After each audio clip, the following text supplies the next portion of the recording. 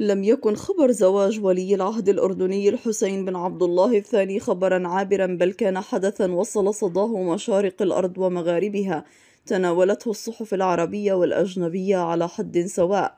كيف لا، والعريس هو ولي عهد الأردن، والعروس هي الملكة المستقبلية للمملكة الأردنية الهاشمية. والمصاهرة بين عائلة ملكية هاشمية وعائلة ذات قرابة بالعائلة الملكية السعودية. تفاصيل كثيرة تناولتها الصحف والمواقع الإلكترونية، لا سيما وسائل التواصل الاجتماعي، كلا حسب اهتماماته. منهم من تحدث عن المركز الاجتماعي لعائلة آل سيف وعلاقتها بملك المملكة العربية السعودية، ومنهم من تناول السيرة الذاتية لكل من العروس المهندسة رجوى آل سيف ووالدها المهندس ورجل الأعمال الشهير خالد بن مساعد بن عبد العزيز آل سيف. والبعض الآخر تحدث عن ملابس رجوى ومظهرها وخاتم الخطوبة. وآخرون تناولوا الأبعاد السياسية لهذا الارتباط الاجتماعي، لكن لا زالت هناك أسئلة كثيرة تدور في أذهاننا ننتظر الإجابة عليها. أحد هذه الأسئلة: متى موعد زفاف العروسين؟ وأين سيكون قصر ملكة الأردن المستقبلية؟ تم تحديد موعد الزفاف من الديوان الملكي، ولكن سنأخذكم في جولة في القصر الذي ستسكنه الأميرة رجوى الحسين. هيا بنا إلى التفاصيل. في منطقة مرتفعة على نهاية الهضبة الممتدة على جبل الحسين والمنفتحة نحو الغرب من العاصمة الأردنية عمان، وعلى مساحة 40 هكتارا، يقع قصر الملك، وهو مقر الإقامة الرسمية للعاهل الأردني الملك عبد الله الثاني. في هذا المكان ستقطن ملكة الأردن المستقبلية رجوى آل سيف. إنه قصر رغدان العامر، أول صرح هاشمي وأحد أشهر القصور في العالم، عمره ما يقارب من 100 عام.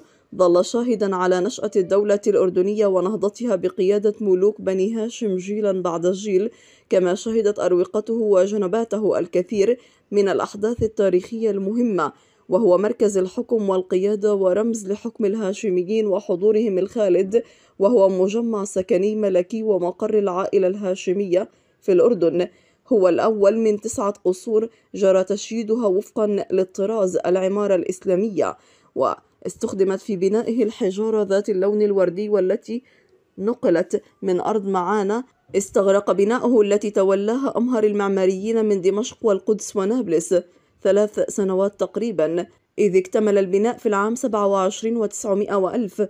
يطل القصر على باحة تقود درجات حجرية إلى بوابة القصر ذات الخشب العتيق المزين بالتاج الملكي، ويعلوها شعار يمثل الدولة. وفي هذا القصر يقطن جلالة الملك وزوجته وأبناؤه، وهو رديف لقصر رغدان الذي كان بيت حكم وقيادة وديوان ومنزل أيضا للملك السابق، وقد سكنه جلالة الملك المغفور له أيضا الملك طلال وجلالة الملكة الزين الشرف طيب الله ثراها، وولد فيه ابنهما جلالة الملك الحسين طيب الله ثراه عام 35. ويضم مكاتب الملك والأمراء ورئاسة الديوان الملكي. وكذلك أيضا يترقب الكثير من المواطنين في المملكة الأردنية الهاشمية الحدث الأردني الكبير المنتظر منذ سنوات عديدة، وهو زفاف ولي العهد الأمير الحسين بن عبد الله الثاني على الآنسة رجوى بنت خالد آل سيف في الأول من يونيو حزيران، والتي من المتوقع أن تشهد انتشارا واسعا على مواقع التواصل الاجتماعي.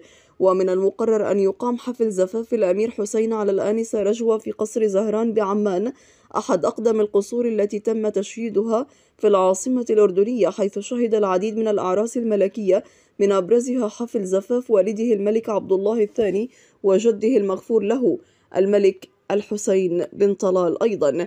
وأعلنت بعض الصفحات على مواقع التواصل الاجتماعي التفاصيل الجديدة التي تم الإعلان عنها، فهو عشاء السيدات التي تقيمه الملكة رانيا العبد الله وعشاء الملك في مضارب بني هاشم.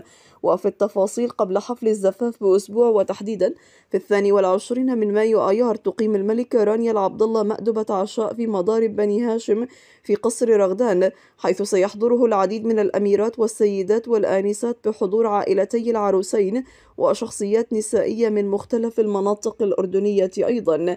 فيما سيولم جلالة الملك عبد الله الثاني حفل عشاء لوليمة العرس في 31 من الشهر الحالي بمضارب بني هاشم بحضور أفراد العائلة المالكة ورجالات دولة ومسؤولين ووزراء وأعيان ونواب ووجهاء عشائر ومخيمات وشباب رياديين وغيرهم من ممثلي الفعاليات الشعبية والرسمية أيضا.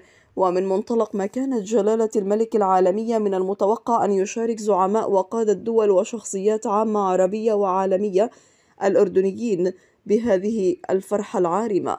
وبدأت مظاهر الاحتفال بزفاف الأمير حسين على الآنسة رجوة في المملكة الأردنية الهاشمية استعدادا للحفل الذي من المتوقع أن يشهد احتفالا مهيبا بتقاليد ملكية هاشمية أردنية عريقة متوارثة.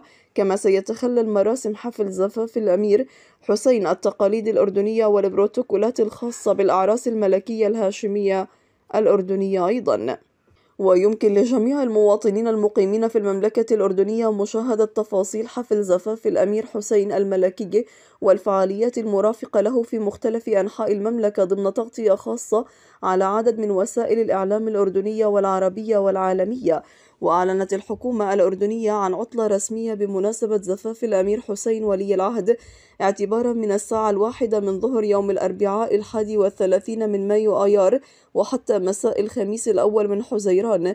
كما أتيحت الفرصة أمام الكثير من الراغبين في المشاركة في حفل زفاف الأمير حسين ضمن مسار الموكب الأحمر السامي الذي سيسلكه العروسان، الذي لطالما ارتبط بالمناسبات الوطنية ويألفه الأردنيون لتبقى راسخة في ذاكرة الأردنيين والعالم أيضا. وأقام منتسبو لواء الملك الحسين بن طلال المدرع الملكي 40 أحد تشكيلات المنطقة العسكرية الوسطى ليلة سمر أردنية احتفالا بقرب زفاف الأمير الحسين بن عبد الله الثاني ولي العهد، الذي يشغل منصب مساعد قائد سرية في كتيبة المدرعات 2 الملكية إحدى وحدات اللواء. كما شارك الأمير حسين ولي العهد الأردني رفاقه من الضباط وضباط الصف والجنود بحضور الأمير هاشم بن عبد الله الثاني بالاحتفال، الذي اشتمل على فقرات شعرية وغنائية ووصلة سامر ودبكة شعبية، فضلا عن شد الحبل وتركيب الأسلحة وفكها. وكان قد كشف الأمير الحسين بن عبد الله الثاني في حديث سابق أنه تعرف على الآنسة رجوة خالد السيف عبر صديقة مشتركة. وبعد فترة زمنية أعلن الديوان الملكي الهاشمي خطوبة ولي العهد والآنسة رجوة في 17 من أغسطس آب من العام 2022 بالعاصمة السعودية الرياض. ويعد الأمير الحسين بحسب خط الخلافة على العرش الأردني الوريث الواضح لعرش المملكة الأردنية الهاشمية بعد أبيه الملك عبد الله الثاني بن الحسين، وهو أحد أفراد العائلة الهاشمية الذين يحكمون الأردن منذ العام 21. وتولى الأمير الحسين مسؤوليات كثيرة في بعض الأحيان بكونه وصيا على عرش المملكة منذ بلوغه سن الرشد القانوني في العام 2012. ورافق والده الملك عبد الله الثاني في العديد من المناسبات وكذلك الزيارات الدولية والمحلية. وفي العام 2015 أي عند بلوغه عامه 20 أصبح الأمير الحسين أصغر شخص يرأس جلسة لمجلس الأمن الدولي، وظهر ظهورا عالميا عندما ألقى خطابا موجها للجمعية العامة للأمم المتحدة في سبتمبر من ذلك العام، تحدث فيه عن التطرف والإرهاب وكيفية حماية الشباب من الجماعات الإرهابية المتطرفة.